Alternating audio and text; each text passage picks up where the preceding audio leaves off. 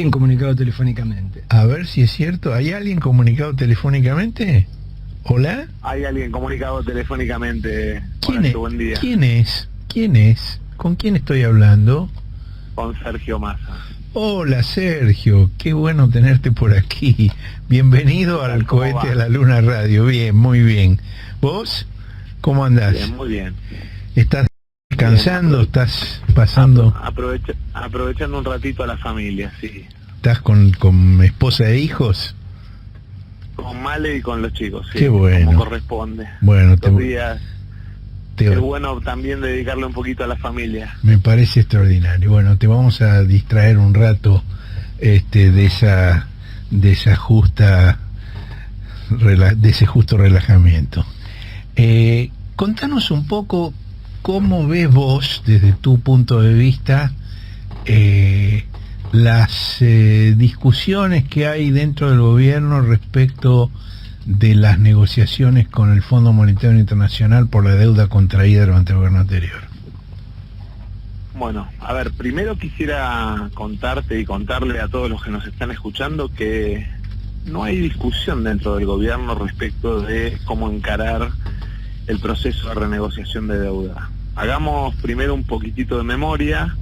Estamos frente a un escenario que empieza en diciembre del 2019, que tiene dos negociaciones muy fuertes, una vinculada a lo que se denominaban los bonistas privados, otra a lo que se denomina los multilaterales o el acuerdo con el fondo centralmente, porque representa el 93% de la deuda de multilaterales. En ese menú de deuda heredada, una deuda absolutamente irresponsable desde el punto de vista de la construcción de un sendero de sustentabilidad, nos encontramos con que por un lado, primero Argentina encaró la renegociación con los bonistas, con un éxito que diría inesperado para todo el mundo. La renegociación fue, desde el punto de vista de los plazos, de la tasa y de la quita de capital, una renegociación muy exitosa que además nos permitió quitarle a la Argentina el peso del pago de deuda, por ejemplo, para este año y llevar adelante una de las inversiones en materia de infraestructura, de obra pública para este año en el presupuesto, de las más importantes que tengamos memoria. Pero por otro lado nos quedó, digamos, pendiente o por resolver la deuda con multilaterales. Todos por ahí mencionan Fondo y Club de París porque son las que tienen vencimientos este año con poco desembolso, más allá de la aparición ahora de los derechos de giro. En el tema de la deuda con el fondo aparece un primer punto, que es, digamos, que la mayor operación de crédito que tiene el fondo es con la Argentina, representa la mayor de su historia. 50%, claro, representa más del 50% de su exposición de capital, con lo cual el fondo también tiene la obligación de encontrar una solución a este problema. Desde el punto de vista técnico, una deuda que no pasó por el Congreso, una deuda que no tiene lo que nosotros denominamos parámetros de sustentabilidad respecto de vencimientos y capacidad de pago, y una deuda que el propio fondo, a partir de un planteo que hace el director de Alemania, creo que es, empieza a revisar respecto de que no se cumplieron los estándares o los principios que fija el estatuto del propio fondo. Como bien declaró un funcionario de uno de estos multilaterales, un crédito que se otorgó por una decisión política. Esa situación hace que la Argentina lo que esté planteando son dos cuestiones. Una cuestión que es, digamos, que el acuerdo a largo plazo para renegociar la deuda tenga sustentabilidad, para que no estemos dentro de 3, 4 o 5 años reestructurando nuevamente la deuda argentina, y eso requiere generar, desde el punto de vista de las curvas de vencimientos, curvas más aplanadas y no, como tenemos ahora en el 22 y en el 23, dos torres en el medio del camino, dos torres de vencimientos, ¿no? De montos muy altos. 18 y 19 mil millones de dólares respectivamente. Exactamente, y además requiere, por lo menos por principio planteado por el gobierno, y obviamente esto tiene que ser aceptado por el fondo, la idea de que el programa económico, la búsqueda de superávit comercial, la búsqueda de equilibrio fiscal, la búsqueda de un tipo de cambio competitivo, la búsqueda de desendeudamiento y acumulación de reservas, sea a partir de un programa que la Argentina le presenta al fondo y no un programa que el fondo le impone a la Argentina. Esto obviamente, digamos, parte de un principio que es que el programa que el fondo le impuso a la Argentina, el gobierno anterior lo incumplió, y entonces claramente entendemos que lo mejor que podemos hacer es repensar sobre la base de hacer crecer nuestras exportaciones, hacer crecer... Bueno, lo que el gobierno anterior incumplió son los pagos, pero el programa, digamos, de la reducción del déficit, el famoso déficit cero, el gobierno anterior lo cumplió. Lo que pasa es que el resultado que dio ese programa condicionado por el fondo fue totalmente opuesto a lo que el fondo y el gobierno esperaban. Es decir, el gobierno de Macri, siguiendo las políticas de ajuste, de emisión cero y de déficit cero que planteó el Fondo Monetario, consiguió bajar la inflación al doble. Sí, o sea, no solamente bajar la inflación al doble, multiplicar a números históricos la fuga de capitales, desde el punto de vista... Era el objetivo central, por otra parte. Exactamente, y desde el punto de vista del equilibrio fiscal no consiguió ningún resultado, a pesar de que cuando miramos la disminución en algunos rubros, que en definitiva eran parte de ese programa, disminuye rubros como inversión pública para llevar adelante el aumento del ítem en el presupuesto que se denomina pago de obligaciones de deuda, ¿no? Con lo cual, indudablemente... Sí, claro, esa trampa conceptual por la cual se habla de déficit primario y déficit secundario, en el cual, digamos, en definitiva, las dos cuentas van al mismo bolsillo. Exactamente, el bolsillo de la Argentina como país es uno solo. Claro. Vos podés decir, saco del bolsillo derecho, saco del bolsillo izquierdo, inventar contabilidad creativa como plantear. Pero es el mismo traje siempre. Exactamente. Entonces, ¿cuál es el objetivo? El objetivo es plantear un acuerdo que nos permita, por un lado, exigir y establecer la posibilidad de que frente a nuevas condiciones que no solamente plantea la Argentina, porque me parece que este es el dato más importante.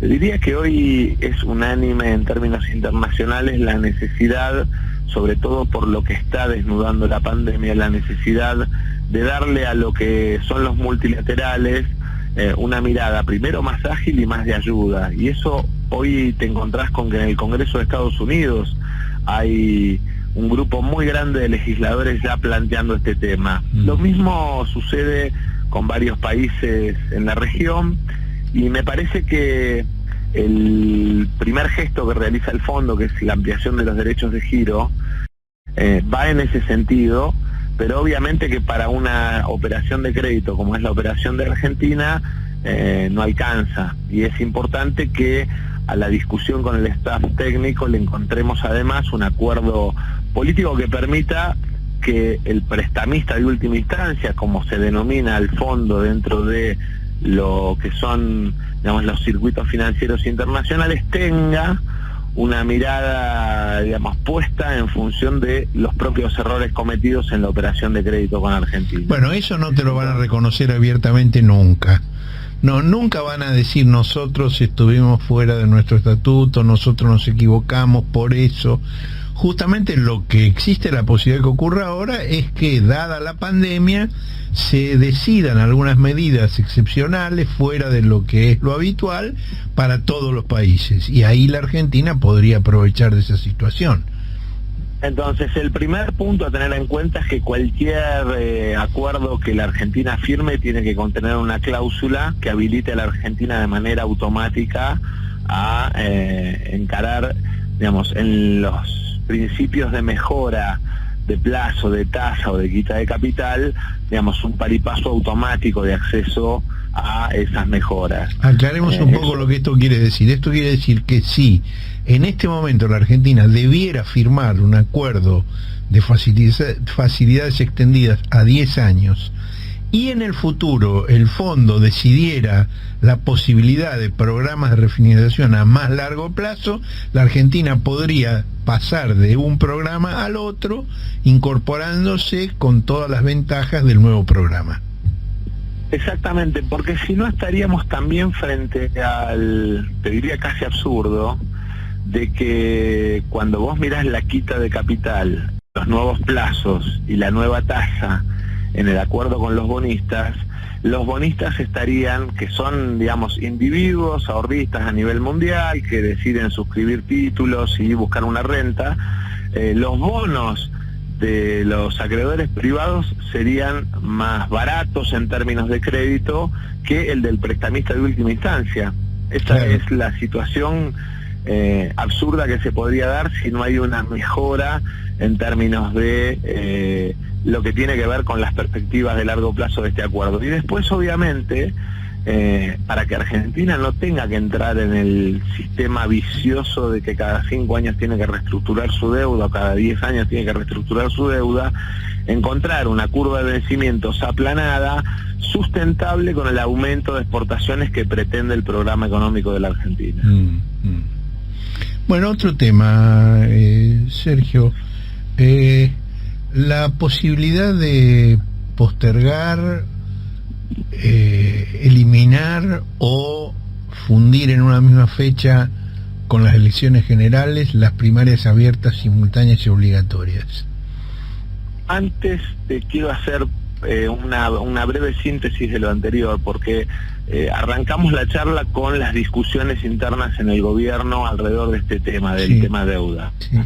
El gobierno no tiene discusión, tiene una posición unívoca, digamos, en el planteo político respecto de que esperamos el mejor acuerdo posible para la Argentina y de respaldo al ministro de Economía respecto de que las discusiones con el staff técnico del fondo tengan, digamos, de alguna manera un principio de respeto por estos valores conceptuales que planteamos respecto del acuerdo con el fondo. Dicho esto, que me parece importante dejarlo claro, porque si no aparece como que en el gobierno tuviéramos diversas opiniones y tenemos una única opinión, y es el camino que eligió el presidente y es el camino que venimos marcando todos quienes somos parte de la coalición. Dicho esto, respecto de las primarias, lo que se ha planteado por ahora es la posibilidad de un diálogo con la oposición, entendiendo que es bueno que en términos de lo que son las reglas de competencia electoral tengamos principios de acuerdo, que no sea parte de una batalla sin sentido, sino que pongamos sentido común alrededor de un proceso que se da en un marco extraordinario que nadie eligió, porque ni el gobierno, digamos, quería gobernar en pandemia, ni ninguno de los dirigentes políticos aprendimos a lo largo de nuestra vida a ejercitar derechos políticos o el trabajo de gestión en el marco de una pandemia. Ahora, lo cierto es que la pandemia es un dato objetivo de la realidad, que el crecimiento de casos en esta segunda ola se está viendo día a día, que la cuestión... Bueno, el ministro de Salud de la provincia de Buenos Aires, Dani Goyan, acaba de decir que lo que está ocurriendo en este momento es peor que la más grave de las previsiones que tenía el gobierno. Sin duda, porque además lo que hay es una mutación de cepas que de alguna manera lo que hace es que en los más jóvenes, donde antes no aparecía, digamos, con tanta virulencia el contagio, y aparece con mucha más virulencia. Entonces, en el compromiso y en el trabajo que viene llevando adelante el gobierno de hacerse de vacunas en una pelea que es una pelea geopolítica mundial, sin dudas que el desafío más importante que tenemos es el de todos, con absoluta responsabilidad, generar hechos y condiciones que de alguna manera nos permitan, digamos, hacerle más fácil el tránsito a los argentinos y a las argentinas en este año de pandemia. En ese sentido, en el día de la sesión de ganancias tuvimos una charla con los líderes parlamentarios de la oposición, junto al presidente de nuestro bloque, junto a Máximo, planteando diferentes posibilidades y planteándoles que lo queríamos hacer y planteárselos a los argentinos en acuerdo con ellos. Obviamente que la dinámica en el sistema de toma de decisiones en Juntos por el Cambio, por tener, digamos, de alguna manera más repartidos las responsabilidades de liderazgo y las cuotas de poder interna, hacen que ellos se vean obligados a buscar consensos internos. Y vamos a esperar que logren los consensos internos, entendiendo que vos cuál de las tres alternativas preferís: postergar un mes las PASO y las generales, suspender las PASO y ir directamente a las generales, o la idea de que se realicen el mismo día como una virtual ley de lemas? A ver, yo tengo por convicción en la cabeza la idea de que los argentinos este año, que la política tenga capacidad de resolver sus diferencias puertas adentro y que no someta a los argentinos a tener que ir 2 veces a votar, ¿sí?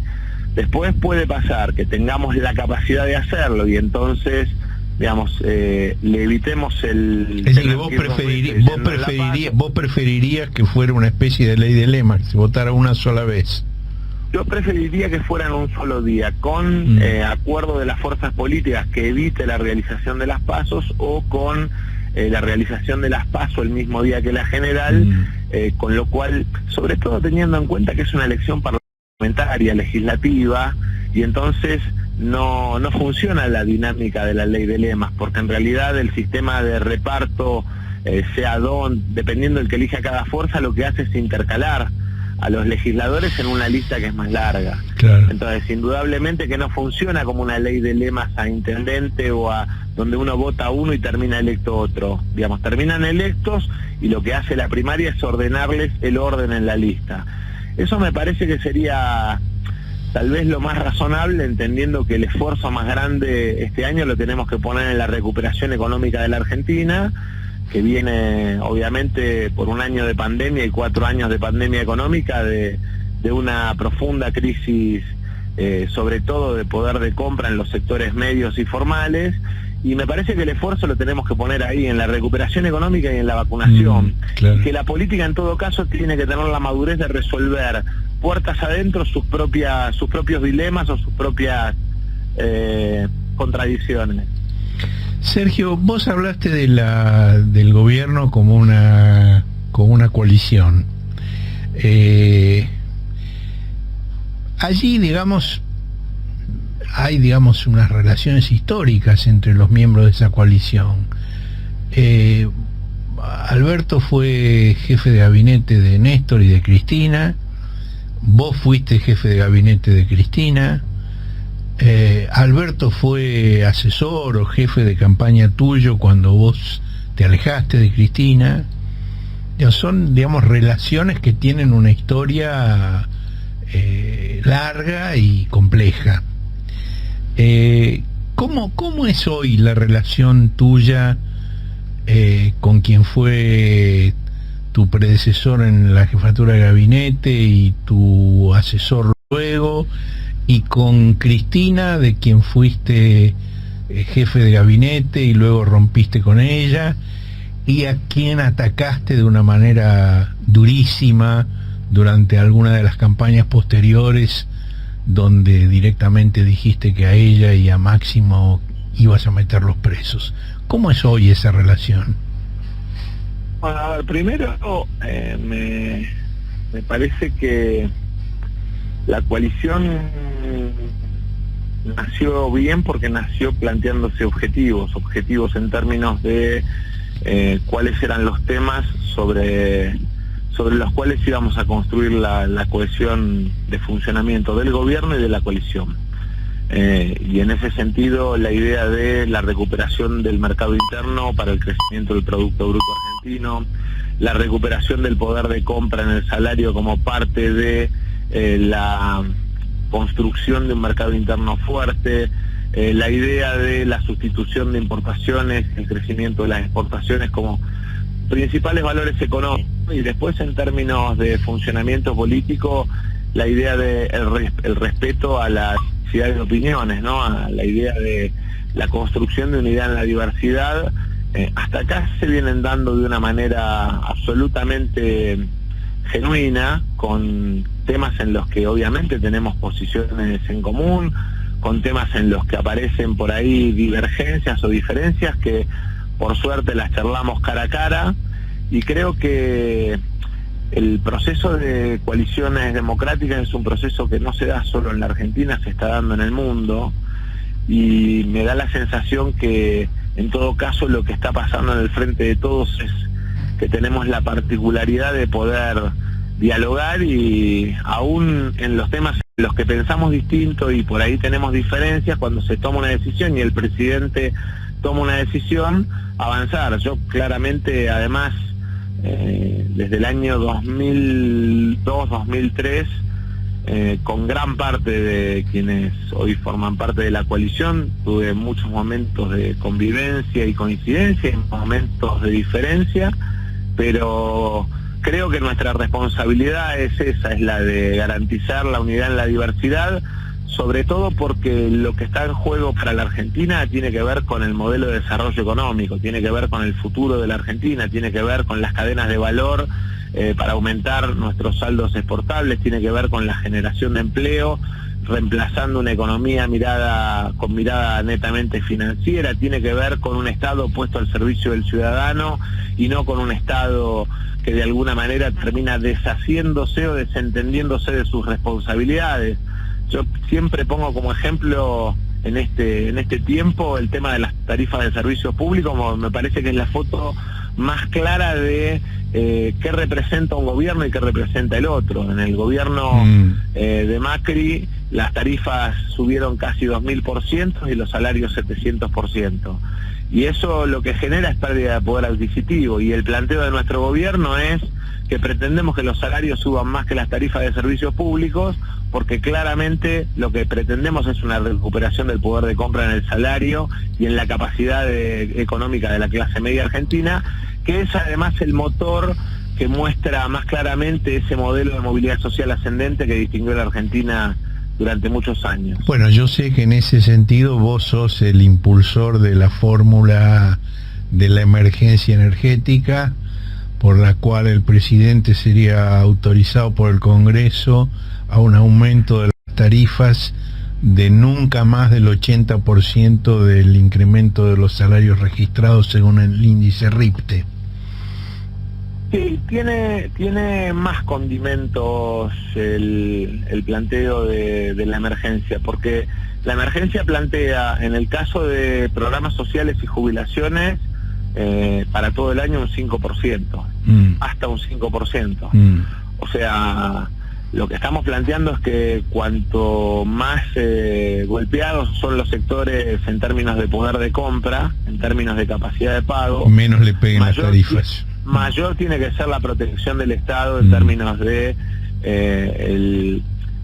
el impacto que tienen las tarifas en la vida cotidiana de la gente. Y hace poquitos días se dio la discusión de el impuesto a las ganancias, y se da la misma situación, porque en realidad, digamos, el gobierno del macrismo asumió diciendo que ningún trabajador iba a pagar impuesto a las ganancias, y lo elevó al doble, lo mismo que hicieron con la inflación, lo duplicaron directamente. En enero del 2016 pagaban 1.200.000 trabajadores en la Argentina, y en enero del 2020 pagaban 2.550.000 trabajadores en la Argentina. Esa práctica de Macri de bajar las cifras al doble es extraordinaria. Claro, y además se da una situación muy particular, que eso es, digamos, apropiación de ingreso en manos del Estado o en manos de empresas del servicio. Hola. Públicos. Sí. Eso es lo que termina generando. Hola. Sí, te escucho. Hola, ¿me escuchan? Sí, te escuchamos. Decía que eso es apropiación de renta en manos del Estado y en manos de empresas de servicios públicos. Ahora, con un dato muy particular, ¿no? Que es que ese cuadro tarifario se dio en la luz y el gas, pero no se dio en el agua, porque total era una empresa del Estado. Claro. Entonces, En las empresas donde había, digamos, quienes tenían que distribuir dividendos, quienes mostraron resultados en los balances, de alguna manera tuvieron, digamos, un cuadro tarifario que los benefició mucho, y en aquellas empresas que son responsabilidad del Estado no hubo tampoco cuidado por parte del servicio. Y en esto destacar la decisión del presidente de que, por un lado, nuestra tarea obviamente es la de cuidar a los sectores más vulnerables, por eso te decía lo de hasta el 5% en jubilaciones y programas sociales, por eso te decía nunca más allá del 80% de la variación del salario en el aumento de tarifas. Y un dato, porque me parece que, digamos, la velocidad de los hechos a veces nos impide poner las cosas en su lugar. Esta ley no es nueva. En el año 2016 en el Congreso, el Frente Renovador y el entonces Frente para la Victoria y Unidad Ciudadana sacan una ley en este sentido que Macri veta. O sea, lo que estamos haciendo en el gobierno es lo mismo que planteamos desde la oposición, con ganancias, con tarifas, con los temas que tienen que ver con la recuperación del poder de compra. Entonces, todas estas cosas en las que de alguna manera vos sentís que vas avanzando en el camino que te impusiste o que te autoimpusiste a la hora de construir la coalición, más el respeto en el diálogo franco, la convivencia no solamente en la charla de trabajo, sino en compartir un churrasco o en compartir una charla con el presidente, con la vicepresidenta o con el presidente del bloque, a mí me hace que la convivencia cotidiana y la construcción de la unidad dentro del Frente de Todos me resulte, te diría, hasta no solamente, digamos, me resulte práctica o me resulte positiva, sino que además en lo personal, en lo humano me resulta agradable. Se te ve cómodo. Ahora, vos sos un hábil declarante, eso lo sabemos todos. Te quiero hacer una pregunta concreta. Dame un ejemplo de un tema en el cual haya habido distintas posiciones en la coalición y lo hayan discutido frente a frente, como dijiste, Alberto, Cristina y vos. ¿Sabes cuál es el problema? Yo creo que parte del secreto de la unidad tiene que ser que respetemos el mano a mano en los ámbitos privados y que en lo público sostengamos la idea que tomamos como camino. Y creo que precisamente el no pretender imponer quién tuvo razón, sino el darle un rumbo al gobierno, es lo que nos fortalece. Adentro, cuatro paredes adentro, tenemos que ser francos, honestos y firmes en lo que pensamos. De esas cuatro paredes para afuera tenemos que ser determinados en el camino de recuperación que le mostramos a los argentinos. Yo en ese sentido, Horacio, y respetando la tarea que hacen ustedes, que obviamente es la de informar un poquito más allá, la de buscar información, la de buscar, digamos, cuáles son los temas y qué está pensando cada uno de nosotros, creo que gran parte de nuestra responsabilidad tiene que ser cuidar este instrumento que es el Frente de Todos, a partir de tener la seriedad de puertas adentro, hablar todos sin tapujos, y puertas para afuera, digamos, ser defensores del camino que elegimos, nos guste más o nos guste menos. Está bueno. Te hago una pregunta sobre el anterior presidente, sobre Mauricio Macri. ¿Cómo fue el diálogo telefónico que ustedes tuvieron cuando él desde Colombia te pidió una posición determinada respecto del blanqueo de capitales de sus parientes, de sus familiares? ¿Qué es exactamente lo que te pidió Macri? Mira, te voy a contar, ya creo que alguna vez lo conté, pero voy a tratar de contártelo con secuencia histórica y detalle para que se entienda además por qué eso fue desde el punto de vista de la buena voluntad de colaboración que el primer año el Frente Renovador tuvo con el gobierno que llegaba, digamos, un punto de inflexión. Ese tema era un tema que venía discutiéndose en el Parlamento, que tenía como objetivo construir la posibilidad de el aumento de la base imponible a partir de la exteriorización de bienes de argentinos en el exterior. En una charla en la que estábamos José Luis Gioja, Axel Kicillof, estaba Emilio Monzó, estaba Nicolás Mazot, estaba Margarita Stolbizer, estaba Graciela Camaño, que se dio en mi despacho, estaba Mario Negri. En ese momento surge el tema de parientes sí o parientes no. Felipe había planteado dentro de nuestro bloque, como parte, era el vicepresidente de la Cámara y uno de los voceros en ese tema del Frente Renovador. Felipe plantea que tuviéramos cuidado con el tema de los parientes. Cuando vamos a la reunión, Axel, con quien yo no tenía relación, me dice poner un ojo a este tema, porque este tema en realidad, digamos, es esconder un elefante en una hilera de elefantes.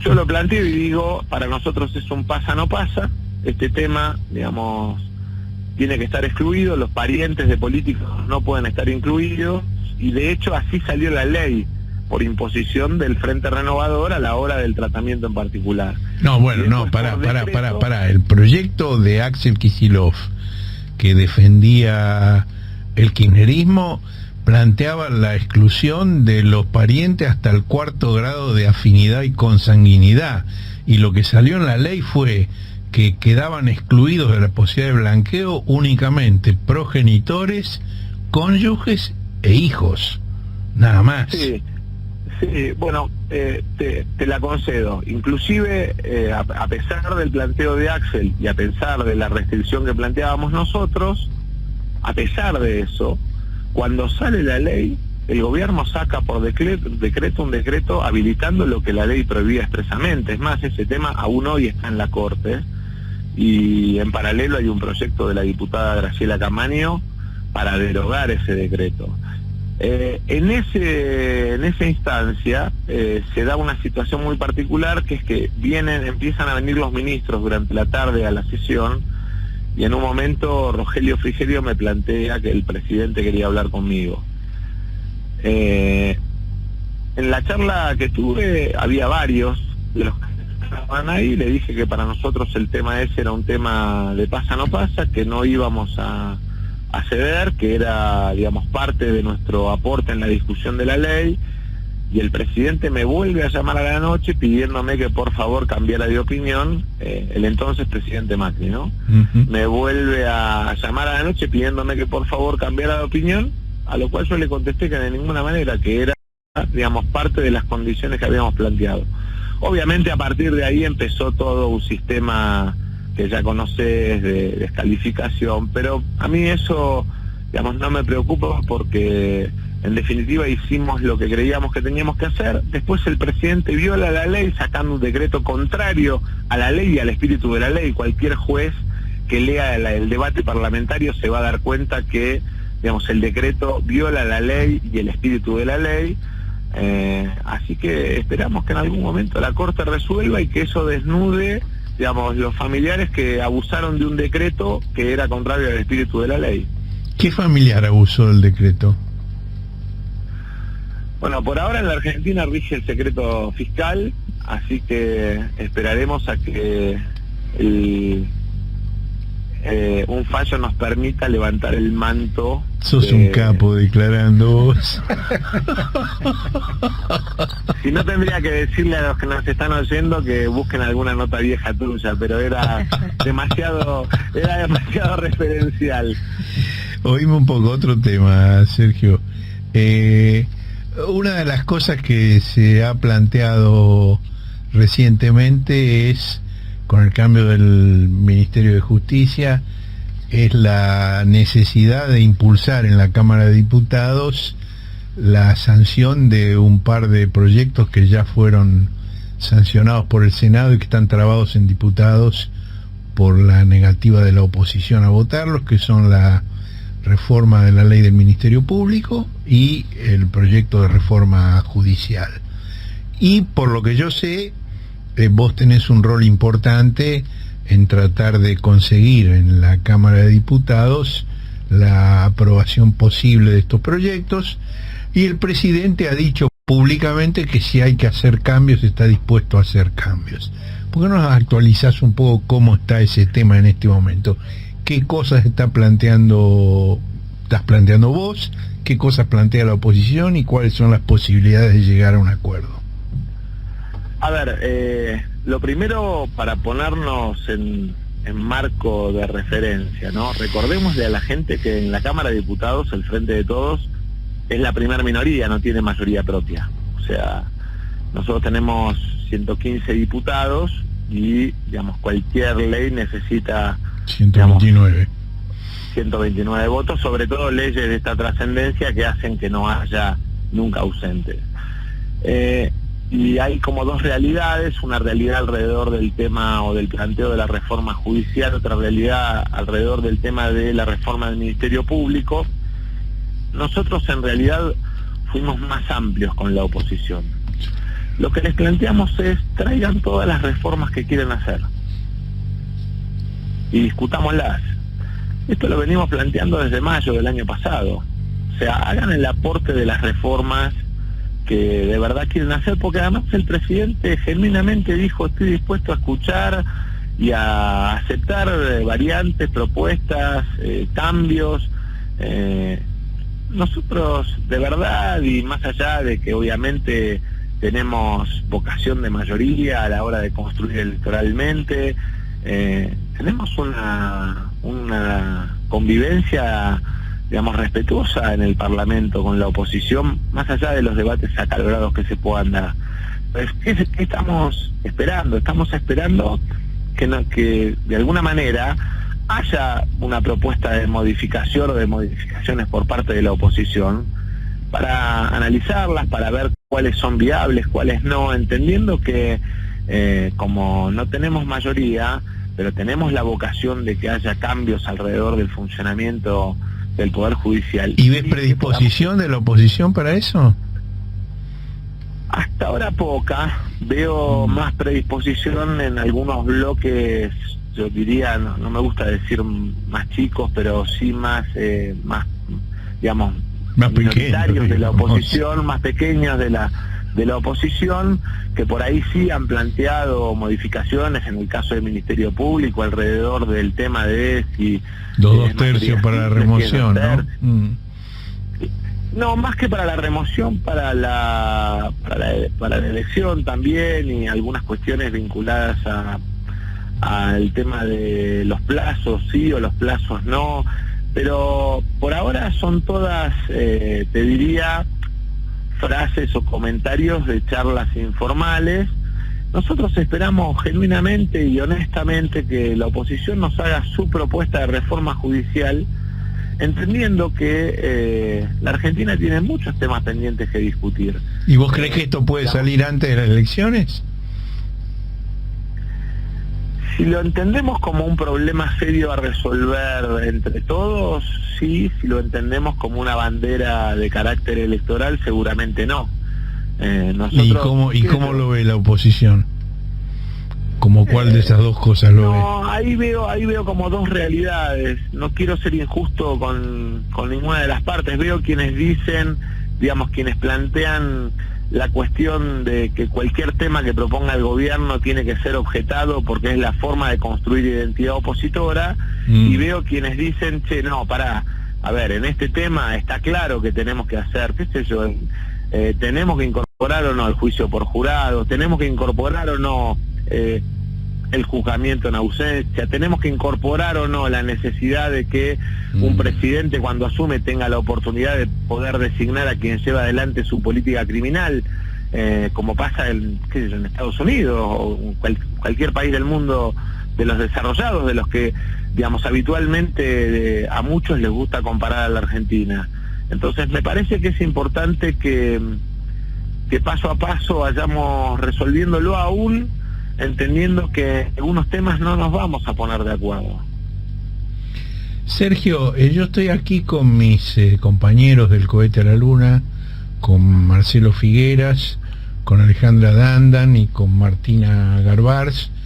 Si no te molesta, yo les pasaría el micrófono a ellos a ver si quieren preguntarte algo. Ningún inconveniente, no me molesta. ¿Qué haces, Sergio? Acá Marcelo Figueras. Lo mío no era, más que una pregunta, era una confesión. Digo, la verdad que yo nunca imaginé en mi vida que en algún momento iba a seguir las sesiones en el Congreso de determinados temas absolutamente cruciales con el entusiasmo con que alguna gente pone cuando sigue un partido de fútbol o una película muy alucinante. Yo me doy cuenta de que lo hago ahora cada vez más, en general porque estoy esperando algún discurso que me interesa especialmente, qué sé yo, por ejemplo, cuando Máximo habla, pero también cada vez espero más y estoy tentado de armar una especie de prode con la gente para ver si se prende y lo podemos saber.